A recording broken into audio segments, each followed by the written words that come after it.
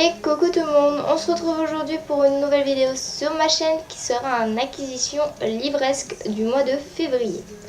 Donc j'ai à peu près 4 livres à vous présenter, j'essaierai de faire vite et de vous donner envie de les lire. Donc le premier étant Moderato Cantabile de Marguerite Duras dans les éditions Minuit Double. Livre qui est ma lecture en cours et ma lecture de cours. À ce que j'ai compris, parce que j'ai eu un petit peu de mal à comprendre au départ, il va y avoir un meurtre dans une ville, un cri qui va faire réveiller mais tous les habitants et donc une jeune femme et son enfant, donc Anne Desperedes et Moderato Cantabile, qui vont voir le cadavre et la personne à côté d'elle. On soupçonne que c'est lui qui l'a tué, enfin bref. Et pendant tout le livre, ça va être qui l'a tué, comment ils sont arrivés à ce final en fait. Et donc plus ça va aller crescendo. Et ça va être un petit peu oppressant. Et pour l'instant, j'ai envie de vous dire, j'aime beaucoup et j'espère qu'il continuera à me plaire. Je vous dirai ça au mois de mars.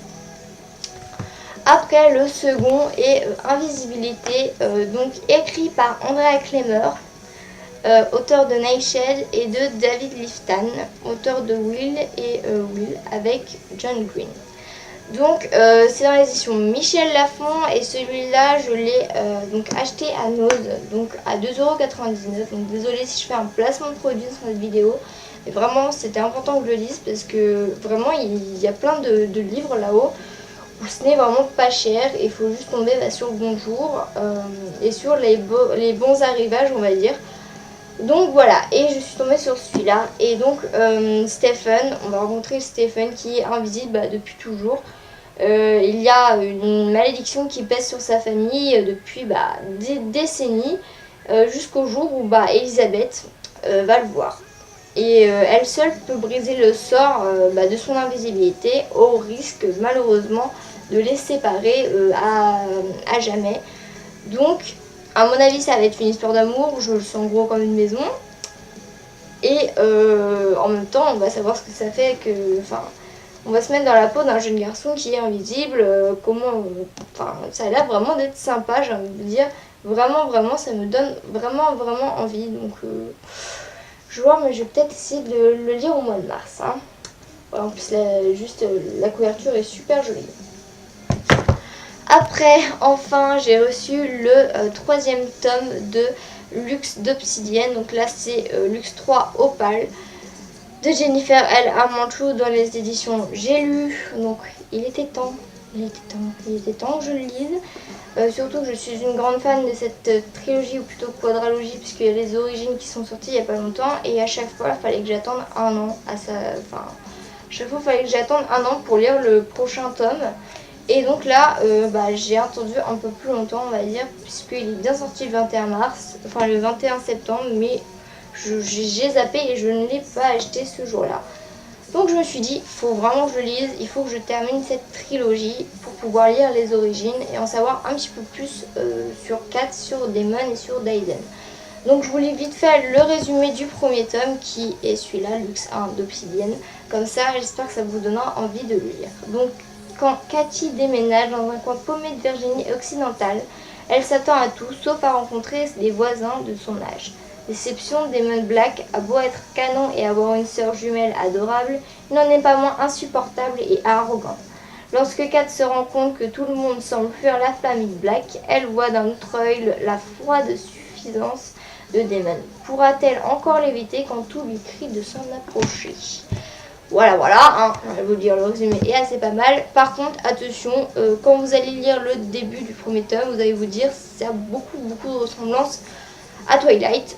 Mais ce n'est pas du Twilight, pas du tout, c'est juste hyper innovant. J'ai jamais lu un bouquin aussi innovant, qui reste du fantastique, sans dériver dans de la science-fiction. Enfin, vraiment, il y a juste les bonnes doses, et vraiment, c'est juste une pépite de chez Pépite, cette trilogie, donc je vous invite vraiment à le lire.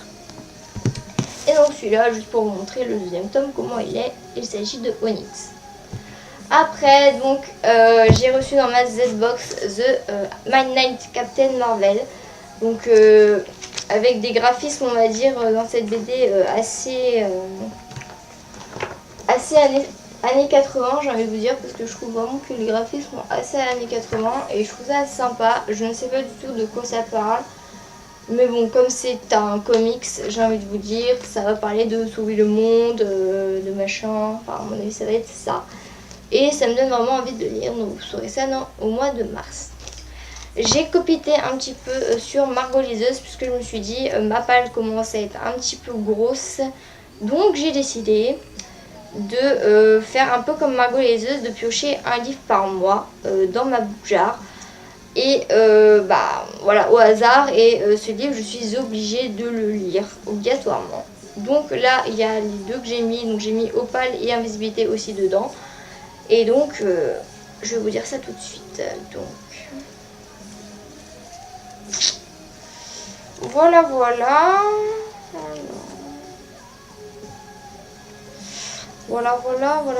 Hop. Donc j'ai pioché Invisibilité, donc celui que je vous ai présenté, et je suis grave contente parce que je voulais le lire au mois de mars, donc ça fait l'occasion. Et voilà, je suis contente de l'avoir lu, ce sera ma prochaine lecture.